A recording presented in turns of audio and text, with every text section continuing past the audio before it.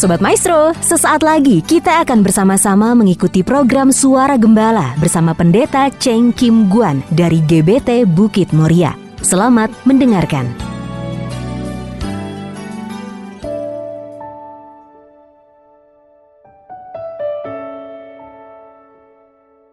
Shalom Ibu Bapak Sobat Maestro terkasih dan juga umat Tuhan dimanapun berada. Kembali melalui program Suara Gembala, saya Pendeta Cheng Kim Guan mengunjungi dan sekaligus menyapa kita semua untuk kita dapat sama-sama merenungkan beberapa ayat firman Tuhan yang akan kita awali terlebih dahulu dengan doa. Mari kita berdoa. Kembali kami menghadap tahta anugerah-Mu ya Bapa. Kami mengucap syukur atas bukti rahmat dan kasih setia yang sungguh berlimpah-limpah dalam kehidupan kami. Jika kembali saat ini kami ada sebagaimana kami ada dengan segenap kekuatan, damai sejahtera dan sukacita yang Tuhan berikan, kami sebentar akan mempersiapkan diri masuk dalam persekutuan dalam terang firman-Mu. Dari sebab itu urapi dan berkati kami semua, agar kami betul-betul dapat menikmati kebenaran firman-Mu di dalam terang dan hikmat panduan daripada Roh Kudus. Berbicaralah dan berkati kami semua, sebab kami rindu akan firman-Mu. Dalam nama Tuhan Yesus Kristus, hamba panjatkan peralaskan segala doa ini. Haleluya. Amin. Puji Tuhan, Ibu Bapak Sobat terkasih dalam Tuhan. Pada kesempatan kali ini kita akan merenungkan satu judul firman Tuhan, yaitu bangkit dan menjadi terang. Hal menjadi terang itu adalah satu rancangan Allah yang dinyatakan bagi dunia dalam kegelapannya. Dan khususnya kita sebagai anak-anak Tuhan harus betul-betul menyadari dan mengingat hal ini, sebab terang kemuliaan Allah dinyatakan di dalam kehidupan orang-orang percaya. Terang kemuliaan Allah harus dapat terpancar melalui kehidupan setiap orang-orang percaya. Ini menjadi tantangan bagi kita semua. Ketika dunia menghadapi pergumulan dengan berbagai kegelapannya, dengan berbagai ketidakpastiannya, kita sebagai anak-anak Tuhan dipanggil dan diingatkan ulang bahwa Tuhan Allah menetapkan kita untuk menjadi terang bagi dunia. Puji syukur kepada Tuhan. Kita akan lihat di dalam Yesaya 60, ayatnya yang pertama. Yesaya 60 ayat yang ke-1 dikatakan, bangkitlah, menjadi teranglah, sebab terangmu datang dan kemuliaan Tuhan terbit atasmu. Ini ketika Yesaya menyatakan satu nubuatan terang Tuhan yang akan dinyatakan. Ketika terang itu akan dinyatakan, perlu ada persiapan, perlu ada respon, agar umat Tuhan bangkit dan menjadi terang. Ini bentuk satu respon. Jangan sampai terang itu datang, tetapi kita abai, kita tidak merespon. Biarlah melalui perenungan bersama pada kesempatan kali ini, betul-betul kita disadarkan kembali. Yesaya sudah menubuatkan bahwa terang akan datang dan kemuliaan Tuhan akan terbit atasmu. Terang yang menunjukkan kemuliaan Tuhan itu akan datang, menerangi dan akan terbit ke atas kamu. Kapan terang itu datang? Ketika dunia dalam kegelapan. Di dalam Yesaya 60 ayat yang kedua dikatakan, sebab sesungguhnya kegelapan menutupi bumi dan kekelaman menutupi bangsa-bangsa. Tetapi terang Tuhan terbit atasmu dan kemuliaannya menjadi nyata atasmu. Puji syukur pada Tuhan. Ini nubuatan daripada Yesaya. Memang, kalau kita mau merenungkan, kemuliaan Allah dinyatakan di dalam terang Tuhan.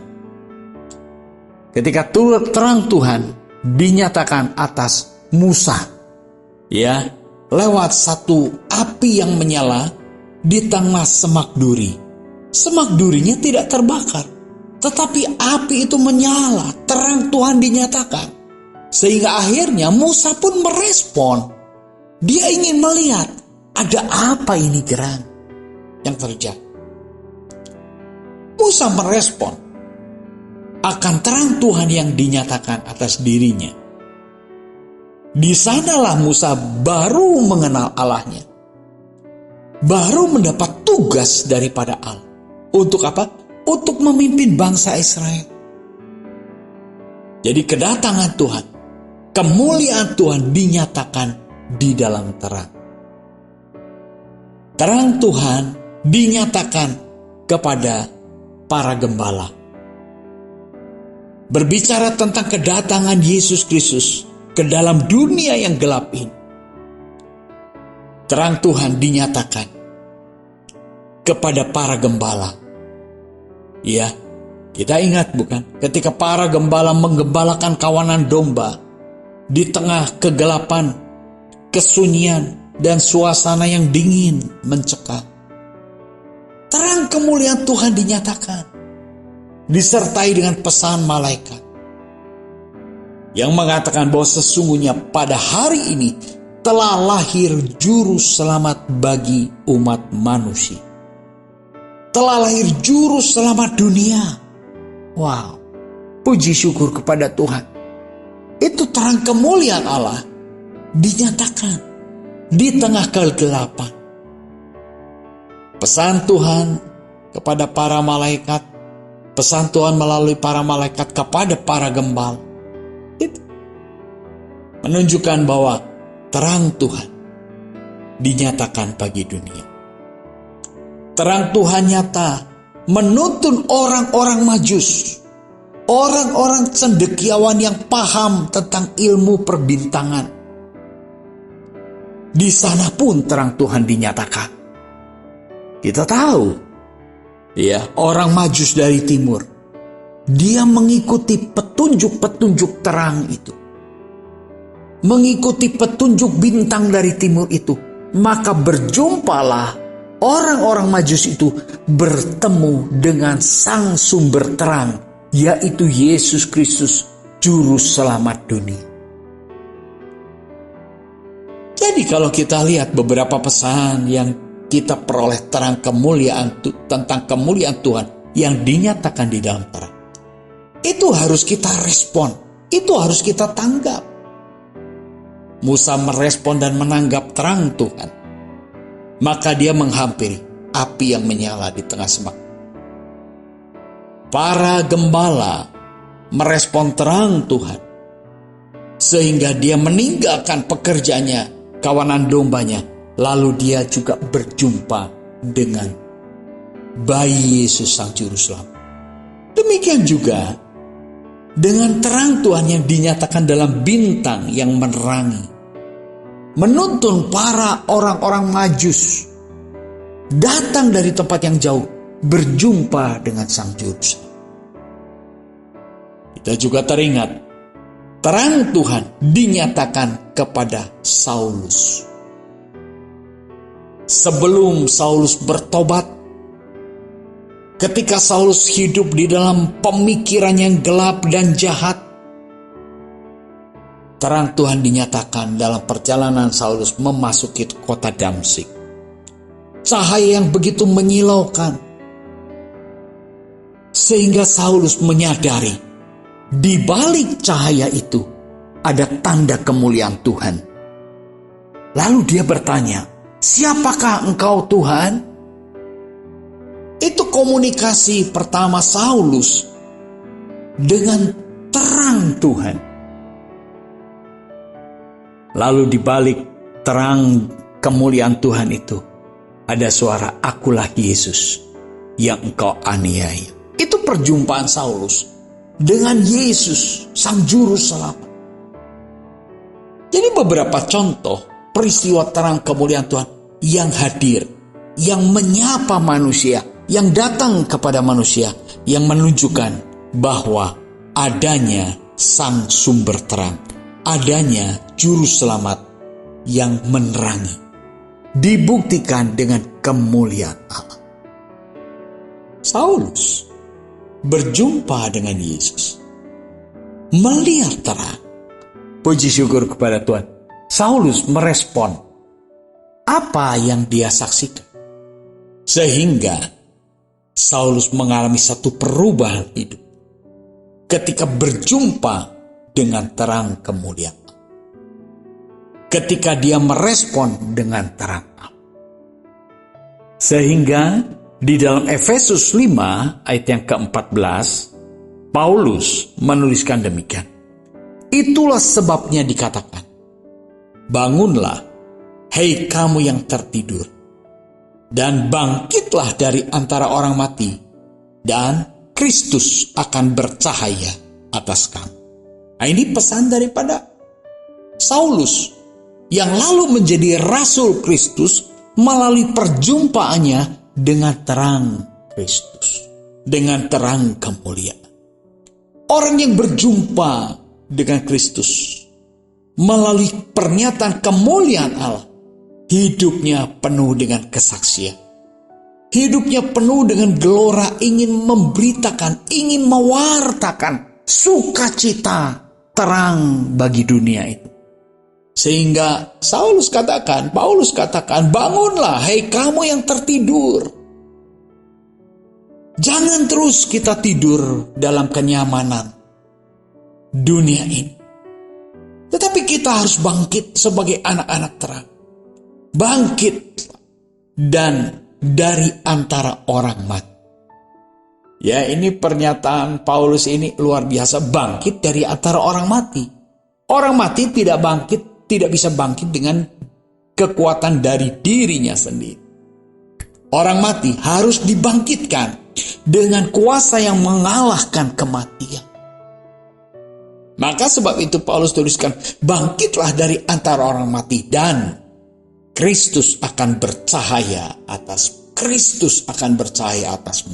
Jadi bangkit, kerohanian kita harus mengalami kebangkitan. Kerohanian kita harus mengalami satu perjumpaan dengan Kristus. Melihat terang Kristus, maka Kristus akan bercahaya atas kamu. Puji syukur kepada Tuhan. Inilah cahaya kemuliaan yang Allah nyatakan di dalam Yesus Kristus untuk menerangi setiap pribadi yang masih tinggal dalam kegelapan. Disinilah kembali kita perlu sadar dan merespon akan terang itu sendiri. Di dalam Efesus 5 ayat yang ke-15 dikatakan, karena itu perhatikanlah dengan saksama bagaimana kamu hidup. Perhatikan dengan saksama bagaimana cara hidup. Perhatikan dengan teliti, dengan cermat bagaimana sikap hidupmu.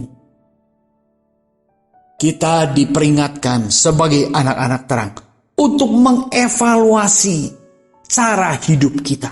Seperti apakah kehidupan kita? Dalam peringatannya, janganlah seperti orang bebal, tetapi seperti orang arif. Jangan seperti orang bebal, orang yang tidak bisa dikasih tahu, orang yang keras kepala, orang yang bodoh. Orang bebal itu ya keras kepala, tidak bisa dikasih tahu, dan juga bodoh. Itulah yang disebut orang bebal. Tetapi hiduplah seperti orang-orang arif, orang-orang yang bijaksana.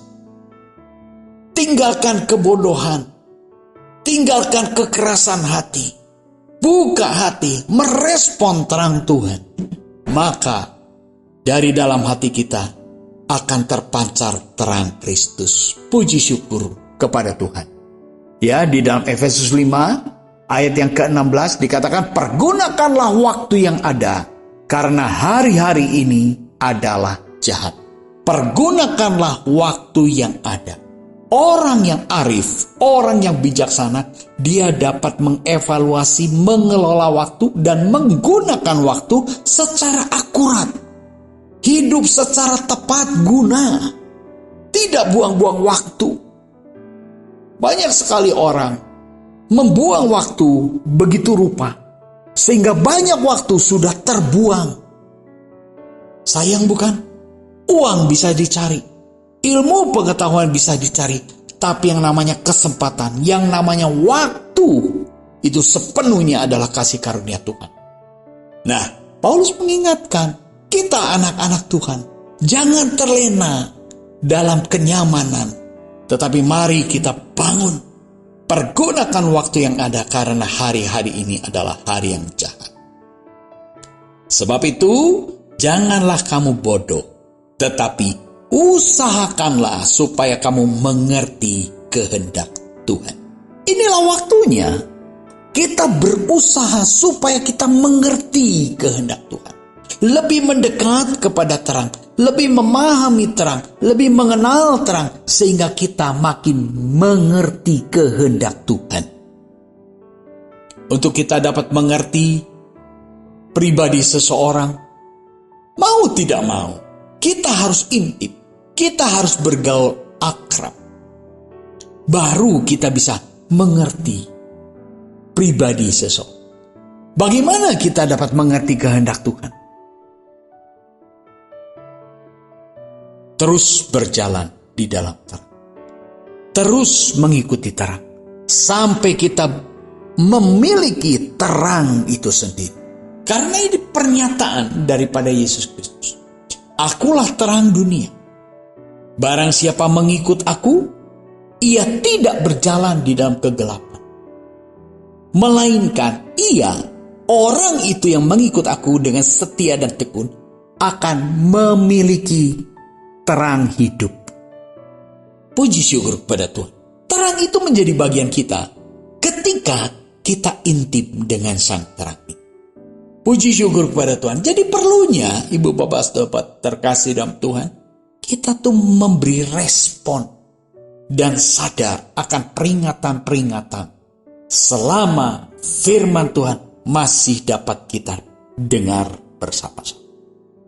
Karena firman Tuhan pun mengatakan sekali waktu orang tidak dapat lagi mendengar kepada firman Tuhan.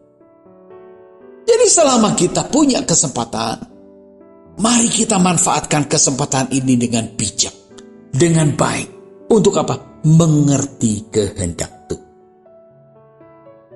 Di dalam suratnya yang lain, Rasul Paulus juga mengatakan dalam 2 Korintus 4 ayat yang ke-6, sebab Allah yang telah berfirman, dari dalam gelap akan terbit terang. Ia juga yang membuat terangnya bercahaya di dalam hati kita, supaya kita beroleh terang dari pengetahuan tentang kemuliaan Allah yang nampak pada wajah Kristus. Nah ini Rasul Paulus mengingatkan bahwa terang Tuhan menyatakan kemuliaan Allah. Dari dalam gelap akan terbit terang. Jadi terang yang dimaksudkan Paulus bukan terang yang keluar dari kegelapan itu, tetapi terang yang keluar dari kerajaan terang, dari terang yang mulia. Ia juga akan membuat terangnya bercahaya di dalam hati kita. Ia juga, sang sumber terang itu, akan memberikan terang bercahaya di dalam hati kita. Puji syukur kepada Tuhan. Nah inilah terang Tuhan. Itu sudah dinyatakan. Menyinari hati kita. Jangan sampai kita menolak. Jangan sampai kita tidak merespon. Sebab terang Tuhan itu akan dinyatakan di dalam hati kita. Tujuannya supaya kita beroleh terang dari pengetahuan tentang kemuliaan Allah. Kita beroleh terang dari pengetahuan tentang kemuliaan Allah yang nampak pada wajah Kristus. Puji syukur pada Tuhan. Jadi Paulus betul-betul mengingatkan terang yang sumbernya dari terang Kristus. Memang dunia ini pun memberikan terang. Makanya banyak orang yang gelap mata karena dunia ini. Banyak orang silau karena kekayaan harta, kemewahan harta dunia. Banyak orang silau. Tetapi terang yang daripada Tuhan itu akan memberikan penerangan bagi hati kita, supaya kita beroleh pengetahuan tentang kemuliaan Allah. Mendapat pengetahuan tentang kemuliaan Allah. Puji syukur kepada Tuhan. Nah, ini yang harus kita paham. Kalau kita lihat kembali di dalam Efesus 5 ayat yang ke-8, di sana dikatakan, memang dahulu kamu adalah kegelapan, tetapi sekarang kamu adalah terang di dalam Tuhan. Ada perbedaan waktu, terjadi perubahan. Dahulu kamu adalah kegelapan. Paulus pun mengakui bahwa dahulu Paulus pun tinggal dalam kegelapan ketika dia bernama Saulus. Sebelum dia berjumpa dengan Yesus Kristus, Paulus itu bernama Saulus. Saulus itu hidup dalam kegelapan, bertentangan, berlawanan dengan Kristus. Tetapi setelah berjumpa dengan Kristus yang adalah terang Allah, sekarang dia hidup dalam terang Tuhan. Nah, biarlah ini pun juga terjadi di dalam kehidupan kita. Dengan berjalannya waktu, ada perubahan. Dahulu kita hidup dalam kegelapan, sekarang kita hidup di dalam terang Tuhan. Dari sebab itu dikatakan juga, sebab itu hiduplah sebagai anak-anak terang. Puji syukur kepada Tuhan. Ibu bapak, sobat terkasih dalam Tuhan, melalui perenungan ini kita kembali diingatkan, disegarkan. Sebagai anak-anak terang, kita betul-betul harus menyatakan terang Allah, menyatakan terang Kristus.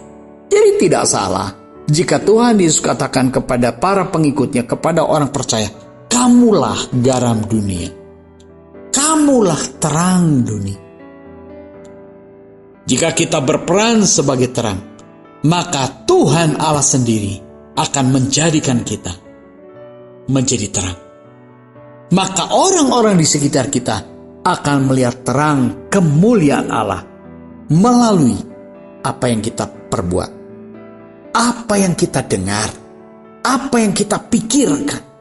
Semua menuntun orang untuk hidup di dalam terang Tuhan. Itulah yang dimaksud bahwa kemuliaan Tuhan akan terbit ke atasmu. Kemuliaan Tuhan akan terbit atas kita semua yang adalah anak-anak terang.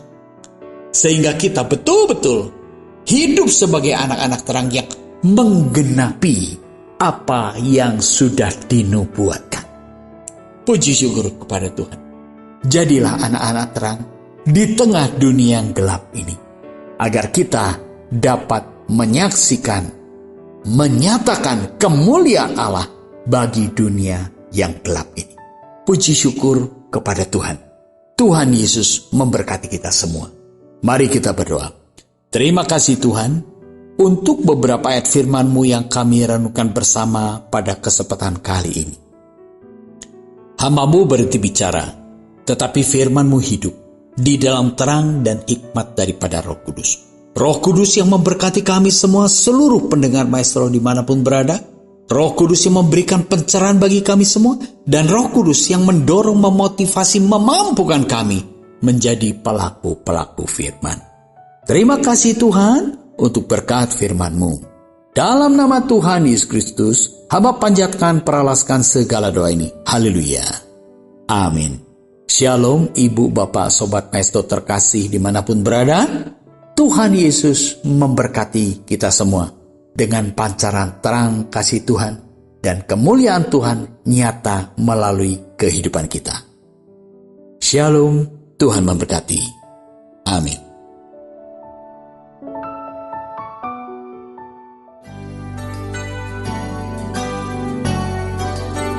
Sobat Maestro, Anda baru saja mendengarkan program Suara Gembala bersama Pendeta Cheng Kim Guan dari GBT Bukit Moria.